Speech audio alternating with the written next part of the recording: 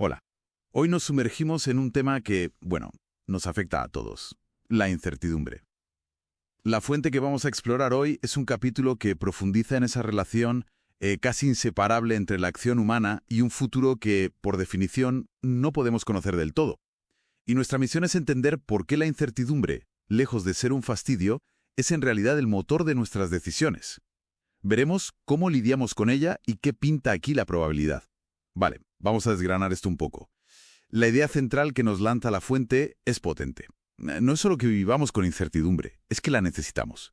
O sea, si todo estuviera escrito, no actuaríamos realmente, ¿no? Sería como seguir un guión. Exactamente. Y ahí es donde entra la praxeología, la ciencia de la acción humana. No ve la incertidumbre como un fallo del sistema, sino como un elemento, digamos, constitutivo. Esencial. Toda acción mira un futuro que no conocemos. Entonces, el primer punto clave es esa conexión directa. Acción e incertidumbre. El hecho de elegir, de decidir, solo tiene sentido porque no sabemos qué va a pasar, ¿verdad? Correcto. A ver, podemos predecir con bastante probabilidad fenómenos naturales, pero la acción humana añade capas de complejidad. Nuestras necesidades cambian, valoramos las cosas de forma distinta con el tiempo, hay descubrimientos, ideologías nuevas.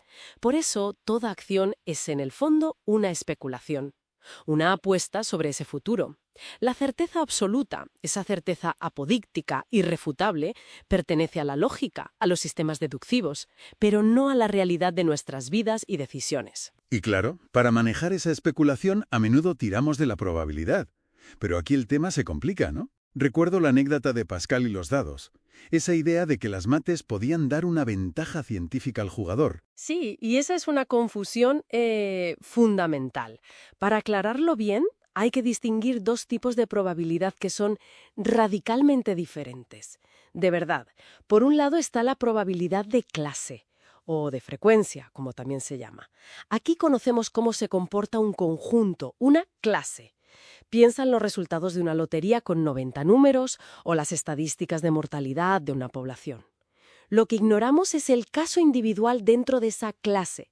Este es el terreno de las ciencias naturales y, muy importante, de los seguros. Los seguros distribuyen el riesgo en un grupo, no predicen tu caso concreto. Las matemáticas aquí solo describen lo que ya sabemos del conjunto, no eliminen el riesgo para ti como individuo. Entendido. Eso para cosas que se repiten o grupos grandes. Y el otro tipo, Pues es la probabilidad de caso. Esta se basa en la comprensión. Se aplica a eventos que son únicos, irrepetibles, propios de la acción humana, de la historia. Por ejemplo, el resultado de esta elección presidencial concreta o de este partido de fútbol. Conocemos algunos factores que influyen, claro, pero ignoramos otros muchos. Y lo clave, no se puede calcular numéricamente como la frecuencia. Depende de nuestra comprensión específica de esa situación singular. Vale, veo la diferencia. Pero si la de caso depende de la comprensión, ¿no la hace eso muy subjetiva? ¿Cómo se distingue de una simple intuición? Y supongo que el peligro es mezclarlas, como el típico error del jugador, ¿no? Que piensa que si han salido muchos rojos, ahora tiene que salir negro. Exacto, ese es el clásico error. Aplicar la lógica de la clase a la larga saldrá un 50% de cada color a un caso individual. La siguiente tirada que es totalmente independiente de las anteriores. Y sí, la comprensión tiene un componente subjetivo, pero no es solo una corazonada. Se basa en analizar los factores concretos que conocemos de esa situación única. Piensa en un médico. Usa la probabilidad de clase, las estadísticas generales de curación para una enfermedad, pero luego, al examinar al paciente, su edad, su estado general, su fortaleza, ajusta esa probabilidad a una de caso. Quizás diga, para este paciente veo un 90%, y eso lo hace aplicando su comprensión de los factores individuales. Y esto nos lleva a ver a la persona que actúa en sociedad de una forma particular. No es como un tajur, que confía puramente en el azar. Tampoco es como un ingeniero, que busca controlar todas las variables y eliminar la incertidumbre. La persona que actúa es un especulador, en el sentido de que tiene que anticipar, que intentar prever y adaptarse a las acciones de los demás, que son impredecibles por naturaleza. Por eso, ideas como la ingeniería social, que pretenden diseñar la sociedad como una máquina, chocan de frente con esta realidad de voluntades libres interactuando. Gane el candidato X. Si no es un cálculo de frecuencia, ¿qué estamos diciendo realmente? Pues estamos usando una metáfora, una analogía. Usamos el lenguaje de los números, que nos es familiar, para expresar un grado de convicción subjetiva sobre un evento único. Se basa en nuestra comprensión de los factores en juego. Es una forma de comunicar cuánta confianza tenemos en un resultado, pero no tiene el rigor matemático ni la base empírica de la probabilidad de clase. Comprendido. Y hablando de cómo entendemos las situaciones, la fuente también señala otra analogía que a veces nos confunde, la de ver los negocios como si fueran juegos. Juegos de suma cero, sobre todo. Efectivamente, los juegos suelen tener reglas fijas y normalmente hay un ganador y un perdedor claro. La ganancia de uno es la pérdida del otro. Pero los negocios en una economía de mercado, o al menos idealmente, se basan en la cooperación voluntaria. El objetivo es satisfacer las necesidades del cliente. La competencia en el mercado, la competencia cataláctica, no es una guerra.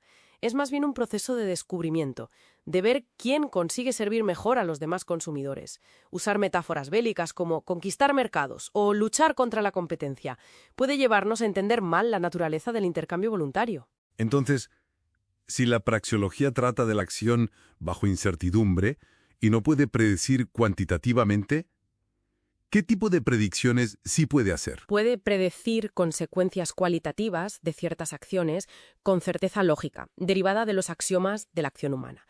Por ejemplo, la praxeología nos dice que si ceteris paribus, o sea, si todo lo demás se mantiene igual, aumenta la demanda de un bien, su precio tenderá a subir, o si baja, tenderá a bajar. Lo que no puede predecir es cuánto subirá o bajará exactamente, la magnitud cuantitativa. Eso ya no depende de la lógica pura de la acción, sino de las valoraciones subjetivas de las personas en ese momento y lugar concretos. Requiere comprensión de la situación específica, porque no hay constantes fijas en cómo valoramos las cosas. Así que, resumiendo un poco todo esto, la incertidumbre no es un accidente, es parte esencial de la acción humana. Hemos visto la diferencia clara entre probabilidad de clase, la de las frecuencias, los seguros, y la probabilidad de caso, la de eventos únicos, que requiere comprensión. Y hemos visto que, en la vida real, al tomar decisiones en sociedad, actuamos fundamentalmente como especuladores. Intentamos anticipar un futuro que nosotros mismos y los demás estamos constantemente moldeando con nuestras acciones. Entender bien estas distinciones creo que es útil. Nos ayuda a ajustar nuestras expectativas sobre lo que podemos predecir y lo que no en los asuntos humanos, y también a valorar esa capacidad de comprensión de las situaciones únicas como una herramienta clave para decidir. Y, bueno, quizás una reflexión final para quien nos escucha. Si la acción es siempre especulación sobre un futuro incierto y la probabilidad de los eventos únicos no se puede calcular numéricamente, podría ser que la habilidad más importante para navegar esa incertidumbre no sea tanto el cálculo matemático, sino una profunda comprensión de las motivaciones, los contextos y las posibles reacciones humanas ante cada situación irrepetible. Ahí lo dejo, para darle una vuelta.